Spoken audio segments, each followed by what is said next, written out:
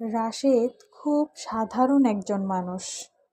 সংসার, কাজ, টানাপোড়েন সবকিছু মিলিয়ে জীবন যেন একটার পর একটা দরজা বন্ধ হয়ে যাচ্ছিল। সবচেয়ে কষ্টের বিষয় ছিল তার একমাত্র মেয়েটা। মেয়েটা প্রায়ই অসুস্থ থাকতো। ডাক্তার দেখানো, ওষুধ খাওয়ানো, পরীক্ষা করানো সবকিছুই করেছিল, কিন্তু যেন কোনো স্থায়ী সমাধান হচ্ছিল না। একদিন গভীর রাতে রাশেদ উঠে জায়নামাজে দাঁড়ালো নামাজের উদ্দেশ্যে। দু চোখ দিয়ে গড়গড় পানি পড়ছে। অশ্রুসিক্ত নয়নে সে নামাজ পড়তে শুরু করে এবং ক্লান্ত শরীরে রাশেদ বলছিল, হে আল্লাহ, আমি শক্ত নই, আমার ধৈর্যও নেই, কিন্তু তুমি তো রহমান, তুমি তো রহিম। আমার শিশু সন্তানটাকে সুস্থ করে দাও।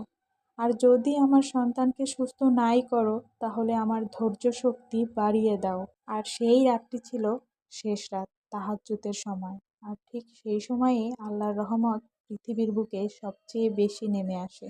পরদিন সকালবেলা হঠাৎ করেই মেয়েটির জ্বর কমে গেল। সে একা একা বিছানা ছেড়ে খেলতে শুরু করলো। ডাক্তার নিজেও খুব অবাক হয়ে গেল। রাশেদের দু চোখ আবার পানিতে ভরে গেল। সে বুঝতে পারল সব দোয়া সঙ্গে সঙ্গে কবুল হয় না, তবে কোনো দোয়া হারিয়েও যায় না।